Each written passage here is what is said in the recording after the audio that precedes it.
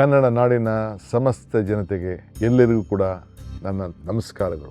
ನನ್ನ ನೆಚ್ಚಿನ ಯುವಶಕ್ತಿ ಮಿತ್ರರೇ, ನನ್ನ ಹಿರಿಯ ತಂದೆ ತಾಯಿಂದಿರೇ, ಸ್ವಾತಂತ್ರ್ಯ ದಿನದ ಆರ್ಥಿಕ ಶುಭಾಶಯಗಳು. ಯುವ ಕರ್ನಾಟಕ ನವಭಾರತ, ಇದು ಸ್ವಾತಂತ್ರ್ಯ ದಿನಕ್ಕೆ ಕರ್ನಾಟಕದ ಒಂದು ನವ ಸಂದೇಶ. ಯುವ ಶಕ್ತಿ, ಯುವ ಕನಸು, ಯುವ ಚಿಂತನೆ, ಯುವ ಪರಿಶ್ರಮವೇ ದೇಶದ ಭವಿಷ್ಯ. ಭಾರತದ ಅಭಿವೃದ್ಧಿ ರಥಕ್ಕೆ ಕರ್ನಾಟಕ ಕೂಡ ಒಂದು ಯುವ ಶಕ್ತಿಯ ಚಕ್ರ.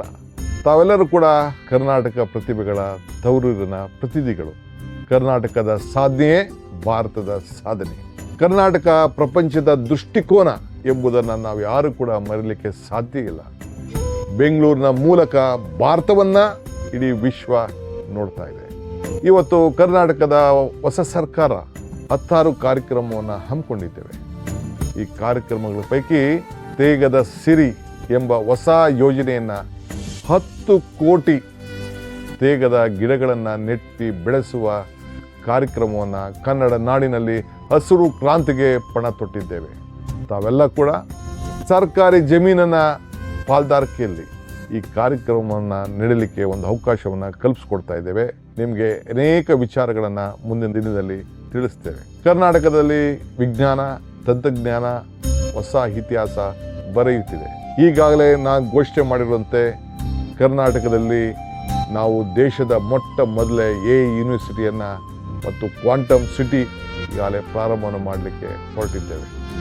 ಕರ್ನಾಟಕವು ಅತಿ ಹೆಚ್ಚು ವೈದ್ಯರನ್ನು, ಇಂಜಿನಿಯರ್ಗಳನ್ನು, ಪ್ಯಾರಾಮೆಡಿಕಲ್ ಸ್ಟಾಫ್ಗಳನ್ನು ದೇಶದ ಕೊಡುಗೆಯಾಗಿ ನೀಡುತ್ತಿದ್ದೇವೆ. ಸ್ಟಾರ್ಟಪ್ಗಳ ರಾಜಧಾನಿಯಾಗಿದೆ. ಇಡೀ ವಿಶ್ವ ಗಮನವನ್ನು ಸೆಳೆದಿದ್ದೇವೆ. ಇದು ನಮ್ಮ ಯುವಕರ ಒಂದು ದೊಡ್ಡ ಶಕ್ತಿ. ಯುವ ಜನರಲ್ಲಿ ಕ್ರೀಡೆ, ಸಂಸ್ಕೃತಿ, ವೈಜ್ಞಾನಿಕ ಮನೋಭಾವಕ್ಕೆ ಉತ್ತೇಜನವನ್ನು ನೀಡಲು 10,000 ಭಾರತ್ ಜೋಡೋ ಯುವ ಸಂಘಗಳನ್ನು ಸ್ಥಾಪನೆ ಮಾಡಲು ತೀರ್ಮಾನವನ್ನು ಮಾಡಿದ್ದೇವೆ. ಪ್ರತಿಯೊಂದು ಪಂಚಾಯಿತಿಯಲ್ಲಿ ಮತ್ತು ವಾರ್ಡ್ಗಳಲ್ಲಿ ಒಂದೊಂದು ಸಂಘಕ್ಕೆ 10 ಲಕ್ಷ ರೂಪಾಯಿ ಹಣವನ್ನು ನೀಡಬೇಕು ಅಂತ ಹೇಳಿ ಪ್ರತಿ ವರ್ಷಕ್ಕೆ ತೀರ್ಮಾನವನ್ನು ಮಾಡಿದ್ದೇವೆ. ತಾವೆಲ್ಲರೂ ಕೂಡ ಈ ಭಾರತ್ ಜೋಡೋ ಯುವ ಸಂಘಕ್ಕೆ ಸದಸ್ಯರಾಗಿ ತಾವೆಲ್ಲ ಕೂಡ ಒಗ್ಗಟ್ಟಿನ ಪ್ರದರ್ಶನ ಮಾಡಿ ಈ ದೇಶದ ಐಕ್ಯತೆ, ಸಮಗ್ರತೆಯನ್ನು ಕಾಪಾಡಬೇಕು ಅಂತೇಳಿ ಪ್ರಾರ್ಥನೆಯನ್ನು ಮಾಡ್ತಾ ಇದ್ದೇವೆ. 70,000ಕ್ಕೂ ಹೆಚ್ಚು ಉದ್ಯೋಗಿಗಳನ್ನು ಭರ್ತಿ ಮಾಡಲು ಈಗಾಗಲೇ ಚಾಲನೆಯನ್ನು ನೀಡಿದ್ದೇವೆ. ನಮ್ಮ ಯುವ ಜನತೆ ಕರ್ನಾಟಕದ ಸಿರಿ ಹಣತೆಯಾಗಲಿ, ಭಾರತವನ್ನು ಬೆಳಗಿಸುವ ದೀಪವಾಗಲಿ ಅಂತೇಳಿ ಪ್ರಾರ್ಥನೆಯನ್ನು ಮಾಡ್ತಾ ಇದ್ದೇನೆ. ಮತ್ತೊಮ್ಮೆ ಎಲ್ಲರಿಗೂ ಈ ಸ್ವಾತಂತ್ರ್ಯ ದಿನದ ಆರ್ಥಿಕ ಶುಭಾಶಯಗಳು. ನಮಸ್ಕಾರ.